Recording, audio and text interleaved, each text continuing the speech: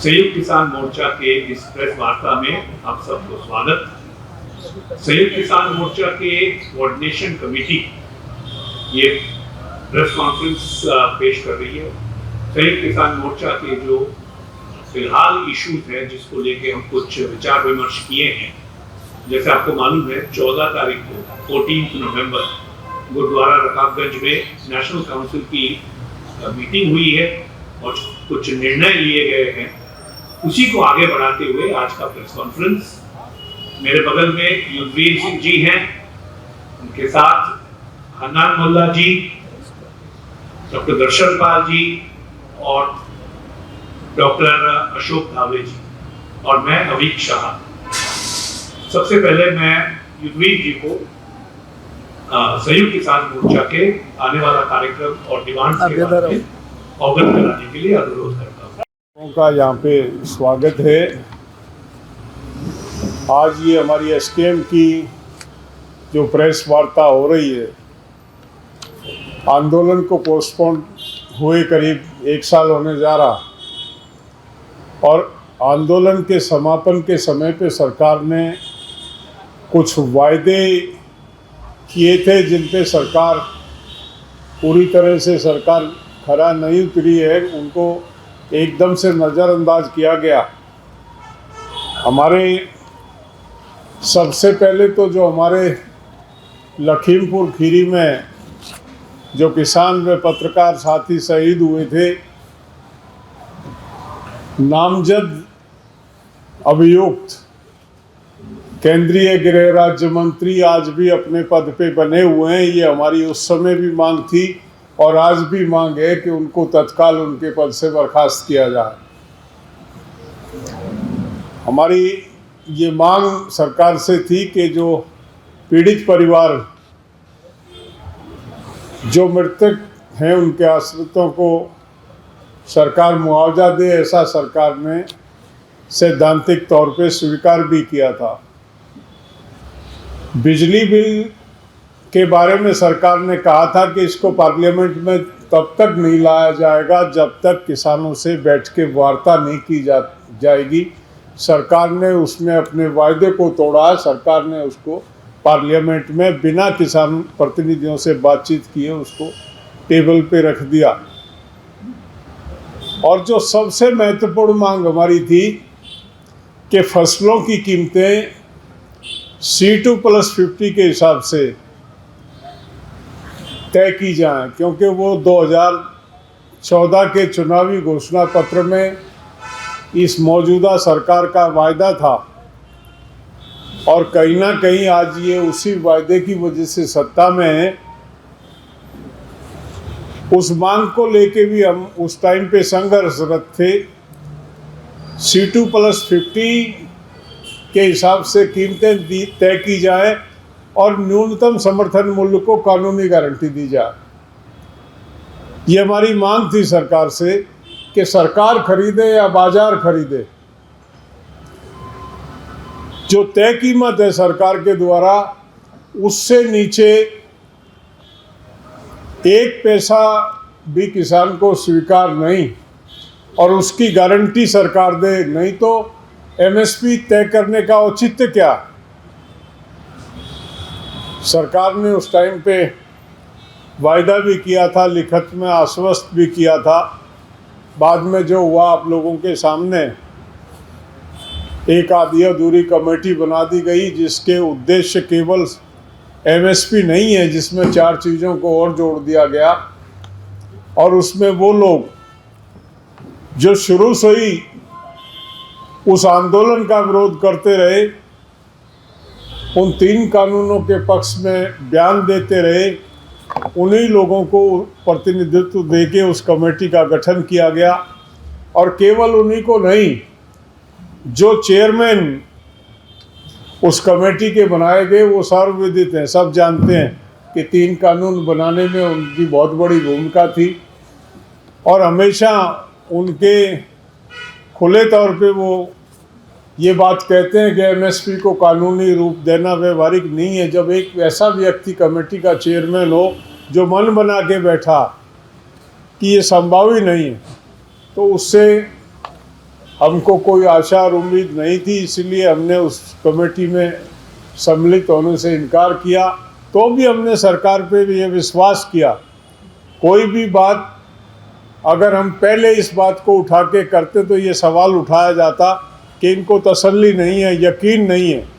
लेकिन साल भर की जो प्रगति है वो ये दर्शाती है कि सरकार गंभीर नहीं है, सरकार की मंशा इन तमाम बातों को लेके जो है वो सार्थक नहीं है।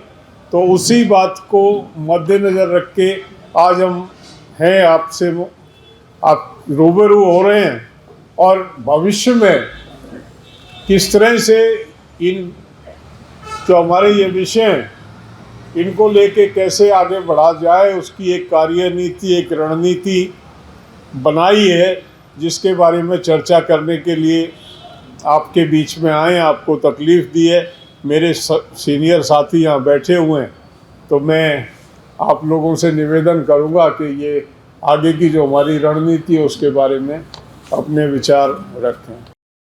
तुमने जो बताया साथियों, जैसे कि युद्धवीर जी ने बताया, ये जो ऐतिहासिक किसान आंदोलन जो हुआ उसका अभी जीत का 1 साल पूरे होने जा रहा है। जो हमारी मुख्य मांगे थी पहले की, वो युद्धवीर जी ने आपके सामने रखी। संयुक्त किसान मोर्चा के राष्ट्रीय बैठक में इसके अलावा देश के किसानों की और 3 मांगों को जोड़ने का निर्णय लिया। इनमें से पहली मांग है, पूरे देश भर के किसान और खेत मजदूरों का पूरा कर्जा माफ करना चाहिए। कर्जा मुक्ति की मांग ये किसानों की कई सालों की मांग रही है। आप लोग सब जानते हैं, पिछले 25 सालों में ये नेशनल क्राइम रिकॉर्ड्स ब्यूरो के आंकड़े हैं, जो केंद्रीय गृह मंत्रालय के नीचे आता है। पिछले 25 सालों में 4 लाख से ज़्यादा किसानों को आत्महत्या करनी पड़ी है कर्जे की वजह से। इन 4 लाख में से 1 लाख किसानों ने आत्महत्या की है पिछले 8 साल में, ये भाजपा के केंद्र सरकार के काल में। इसलिए संयुक्त किसान मोर्चा की मांग है कि ये पूरे किसान और खेत मजदूरों का पूरा कर्जा माफ किया जाए। केंद्र सरकार ने माफ करना चाहिए। इसके पहले 2 केंद्र सरकारों ने किसानों का कर्जा कुछ हद तक माफ किया था। विश्वनाथ प्रताप सिंह जब प्रधानमंत्री थे 1990 में कुछ कर्जा माफ हुआ। 2008 में मनमोहन सिंह जी जब प्रधानमंत्री थे तभी भी कर्जा माफ हुआ। लेकिन आज मोदी सरकार ने कर्जा किसानों का बिल्कुल माफ नहीं किया। उल्टा उन्होंने पिछले 7 सालों में बड़े बड़े पूंजीपतियों का गिने चुने 11 लाख करोड़ रुपए का कर्जा इन्होंने माफ किया है। ये सरकार के आंकड़े हैं, एग्जैक्ट आंकड़ा है पिछले 7 साल का 10.72 लाख करोड़। ये है पहली मांग। दूसरी मांग जो है, आप सब जानते हैं, पिछले अक्टूबर महीने में जो बहुत भारी बारिश हुई पूरी देश के अंदर, इससे लाखों किसानों की फसलें पूरी बर्बाद हो गई है। उत्तर प्रदेश, हरियाणा, पंजाब, मध्य प्रदेश, महाराष्ट्र, कई राज्यों के अंदर यानी पूरी तैयार फसलें ये बारिश की वजह से खत्म हो गई। और इसके लिए ये जो प्रधानमंत्री फसल बीमा योजना ये पूरी तरीके से नाकामयाब हो गई। पिछले 7 सालों में हमने देखा 8 राज्यों ने ये प्रधानमंत्री फसल बीमा योजना छोड़ दी खुद। उसके अंदर गुजरात भी एक राज्य है जिसने ये पूरा फसल बीमा योजना, क्योंकि सबको मालूम है प्रधानमंत्री फसल बीमा योजना की वजह से फायदा होता है ये कॉरपोरेट बीमा कंपनियों का, न किसानों का। पिछले 5 सालों में इन्होंने प्रीमियम लेके किसानों से, राज्य सरकारों से, केंद्र सरकारों से 10,000 करोड़ रुपए का मुनाफा ये कॉरपोरेट बीमा कंपनियों ने कमाया और किसान बर्बाद हो गया, उसको कोई मुआवजा अपने तकलीफ के लिए मिला नहीं।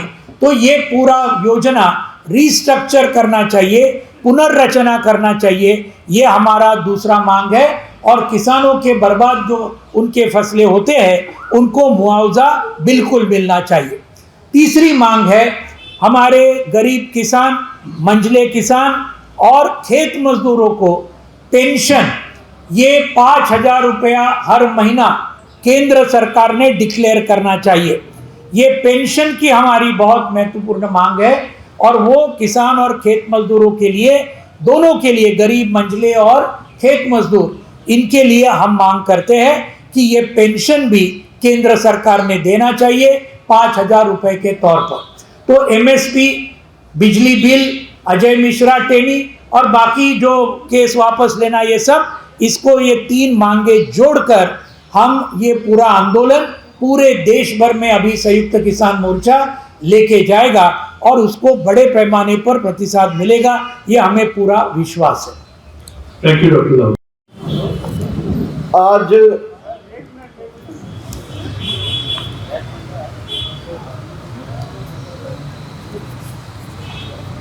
आज 17 तारीख है। 19 नवंबर को हमारे प्रधानमंत्री मोदी जी ने 3 कानून वापस लेने का ऐलान किया था।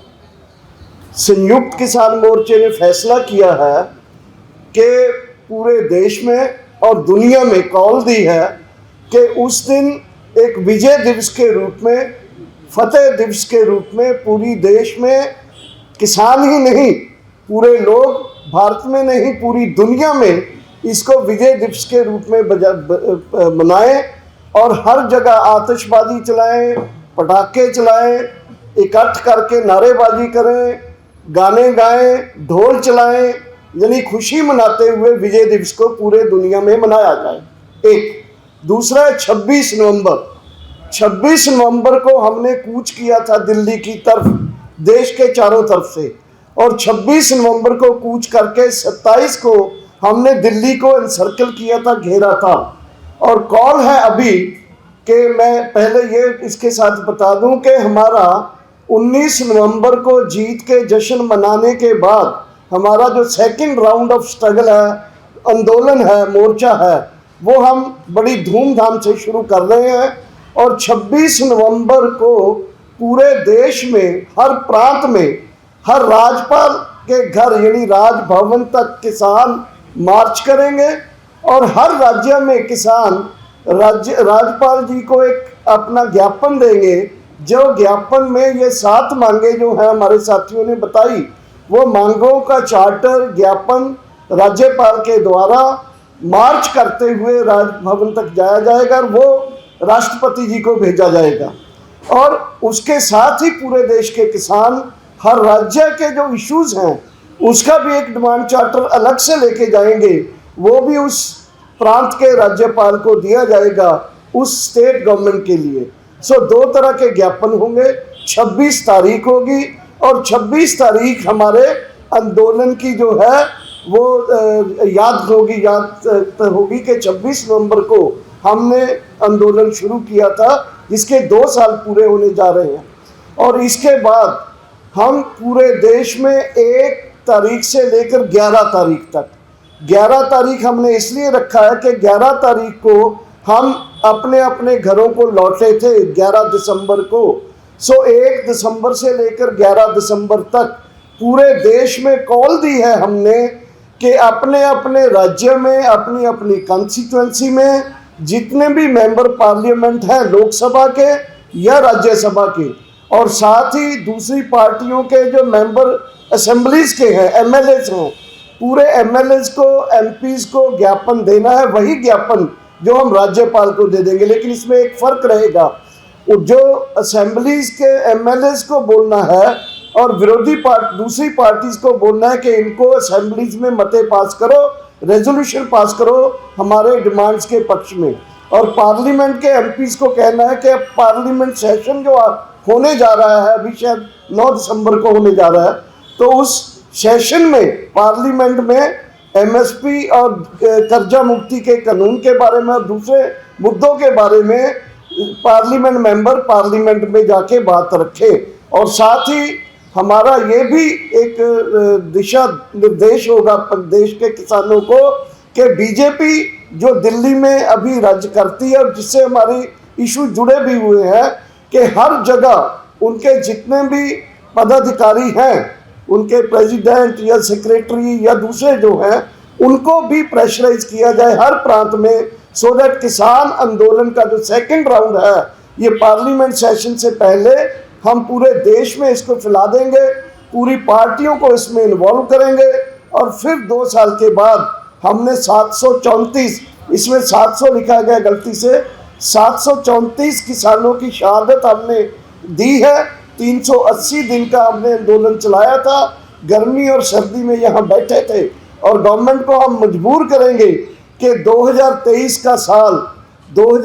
का साल हमारे किसानों के लिए एक स्ट्रेटजिक ईयर है।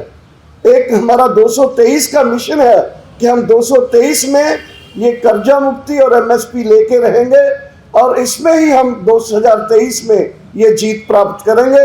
ये हमारा विश्वास है एसकेएम का। धन्यवाद जी। धन्यवाद। तो कुल में 7 सूत्री मांग लेकर एक बड़ा आंदोलन संयुक्त किसान मोर्चा शुरू करने जा रहा है। 19 तारीख को विजय दिवस या फतेह दिवस मनाकर 26 तारीख को राजभवन मार्च और उसके बाद 1 से 11 दिसंबर को एमपी एमएलए सबके पास पहुंच के उनको चेतावनी देना कि भाई किसानों के मुद्दे आप असेंबली में हो, पार्लियामेंट में हो, उठाओ। इस कार्यक्रम एक मिनट मैं भूल गया था, इन्होंने यार, हम एक चेतावनी पत्र देंगे उन तमाम लीडरों को जो विक शाह ने कहा है कि या तो इनके पक्ष में आओ, नहीं तो फिर जनता का रोष हमारे गांव में फेस करने के लिए तैयार हो जाओ।